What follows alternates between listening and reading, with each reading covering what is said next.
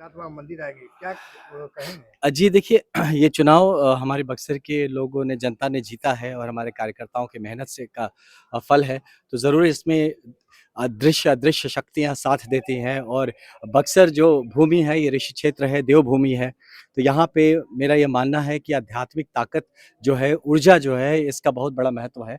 तो किसी भी कहीं पे भी माथा टेकने से पहले मुझे यहाँ पे माथा टेकना उचित लगा और हमारे सारे बंधुओं को भी लगा कि हमें करना चाहिए। तो हमारे जितने यहाँ पे मंदिर है, मठ-मठिया है, सब जगह हम लोग पहुँच रहे हैं, गुरुजनों का आशीर्वाद ले रहे हैं और इस हमारे जो ऋषि क्षेत्र है, बक्सर धाम है, तो इसको हम लोग किस तरह से विकास के रास्ते पे ले जा सके, इसके लिए मार्गदर्शन भी ले रहे हैं। अच्छा ये बताइए कि इतना बड़ा गैप मार्जिन है, तो उस पर क्या कहेंगे? मुन्ना बाबा का गढ़ कहा जाता था। नहीं देखिए, मेरा मानना है कि ये तो बक्सर की जनता ही अपना भविष्य निश्चित करती है। तो पहले उन्होंने एक तरह से निश्चित किया था, प्रयास किया था करने का।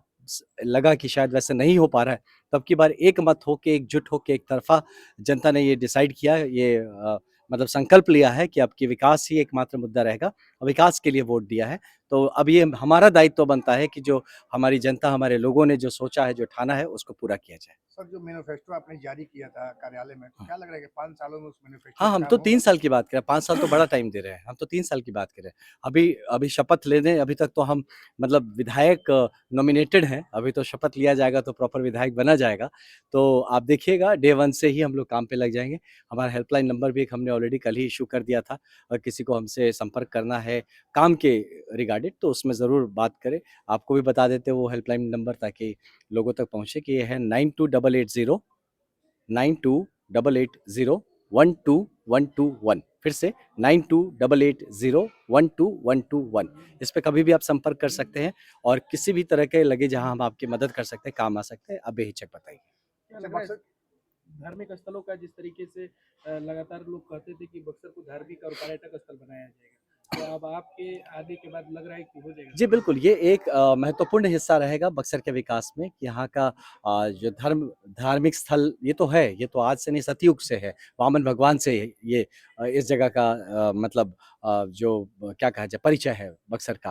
तो ये बक्सर धाम तो बनेगा, ये एक पार्ट है बक्सर के विकास में। साथ ही यहाँ पे जो कि हमारा मूलभूत जो व्यवस्था है, इंफ्रास्ट्रक्चर हो, चाहे स्वास्थ्य हो, शिक्षा हो यहाँ का बिज़नेस हो, कॉमर्स हो, हर तरह से हर चीज़ की बढ़ोतरी हो सके, सर्वांगीण विकास हो सके, जो माननीय प्रधानमंत्री श्री नरेंद्र मोदी जी का सपना है विकसित भारत का, उसमें विकसित बक्सर, विकसित बिहार के तरफ हम ले जा सकें, इसके लिए हम लोग पूर्णतः संकल्पित हैं। तो जनता से क्या अपील करेंगे? जी, मैं जनता से अपनी यही अपील करूँगा कि आपका पहले तो धन्यवाद देना चाहूँगा हाथ जोड़ के कि आपने अपना भरोसा दिखाया हम लोगों पे और हम लोग पूरा हर प्रयास करेंगे कि आपके भरोसे पे कायम रहें। आपसे यही मेरी उम्मीद रहेगी कि आप मुझे बताएँ, आप मिलें और जो सामाजिक हित में और जो जनहित में और क्या किया जा सकता है, आपके क्या सुझाव हैं, वो बेहिचक हमसे बताएँ। कहीं भी हम दिखे, आप हाथ दिखा के रोक लीजिए हमको। मैं हर जगह आपसे बात करने को तैयार हूँ, सुनना चाहता हूँ आपको और मिला जाए और इस पे बात किया जाए और ताकि जो बक्सर के विकास का जो प्लान बने, प्रोग्राम बने, वो कहीं ऊपर से थोपा हुआ प्लान ना रहे। हमारी जनता से निकला हुआ जो उनकी इच्छाएँ हैं, ज़रूरतें हैं, उस मुताबिक हम लोग बक्सर का सर विकास करें। मंदिर का निरीक्षण कर रहे हैं, घाटों का निरीक्षण कर रहे हैं, इसको लेकर आगे का क्या मैनिफेस्टो जी जाएगा? देखिए, मैं निरीक्षण नहीं कर रहा हूँ, मैं सच पूछिए तो मैं तो यहाँ बचपन से निरीक्षण ही कर रहा हूँ, देख ही रहा हूँ और बहुत सारी चीज़ें जिस पे हमें काम करना है, ये जितनी मक्खियाँ उड़ती हुई आपको नज़र आ रही हैं। जी। मुझे लगता है सबसे पहले हमें इस पे काम करने की ज़रूरत है कि हमारे मंदिर और जितने पवित्र स्थान हैं, उसमें साफ-सफाई, पवित्रता का ध्यान हम लोग कैसे रखा जा सके, इसमें मेरा क्या सहयोग हो सकता है, किस तरह से हम एक-दूसरे को प्रोत्साहित कर सकते हैं या अपने साफ-सफाई रखें क्योंकि जहाँ देवता, भगवान, आध्यात्मिक शक्तियाँ हैं, वहाँ पे सबसे पहला काम तो हमें लगता है कि साफ-सफाई पे हमें, स्वच्छता पे ध्यान देना है और फिर इसके रिलेटेड जो भी ज़रूरतें हैं, कहीं पे कुछ बनाने की ज़रूरत है, कुछ रिपेयर्स की ज़रूरत है, उस पे काम करेंगे और एक पूरी तरह से एक बक्सर डेवलपमेंट बोर्ड किस तरह से एक विकास निगम कैसे बना सके, इस पे बक्सर के डेवलपमेंट के लिए एक होता है ना कि मास्टर प्लान लेके कैसे चला जा सके, तो उसको ध्यान में रखते हुए जो अभी तात्कालिक ज़रूरतें हैं उसको हम पूरा करेंगे, लेकिन लॉन्ग टर्म लेके चल रहे हैं कि 3 साल में चीज़ों को व्यवस्थित कर देंगे और यहाँ से ये जो स्पीड है इसका हम लोग पकड़ा देंगे, इसको ट्रैक पे ला देंगे कि अगले आने वाले 5 या 10 साल में आपको बक्सर इस देश का एक सबसे वन ऑफ द मतलब कहते हैं ना मोस्ट डेवलप्ड सिटीज़ के रूप में ये डेवलप हो सके। सर बक्सर की जनता ने सीधे आपको चुना है, खासकर महिलाओं और युवाओं ने। तो उसके लिए क्या कहेंगे? जी, बिल्कुल देखिए हमारी महिलाओं बहुत का उम्मीदें हैं उन पर। बिल्कुल बहुत उम्मीदें हैं इस बात से मैं पूरी तरह से मतलब इस बात को मानता हूँ और इसकी गंभीरता समझता हूँ।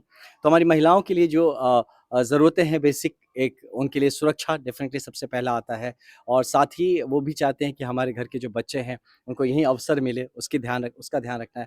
महिलाओं के जो सार्वजनिक जीवन में आप देखिए, अगर गंगा घाट पे जाके वहाँ से जो व्यवस्था चाहिए, वहाँ से लेके पढ़ाई-लिखाई के लिए स्कूल और कॉलेजेस, महिला कॉलेज की जो ज़रूरत है, इन सब पे हम लोग ध्यान रख रहे हैं। महिला हमारी यहाँ सुरक्षित रहे, सशक्त बने, इस पे हमें ध्यान देना है और महिलाओं को हम किसी भी पॉलिसी मेकिंग या किसी भी तरह का जो विकास का प्लान कर रहे हैं, उसमें महिलाओं का सहभागिता रहे, उनके जो विचार हैं, उनको हम ध्यान में रखते हुए आगे का काम करेंगे।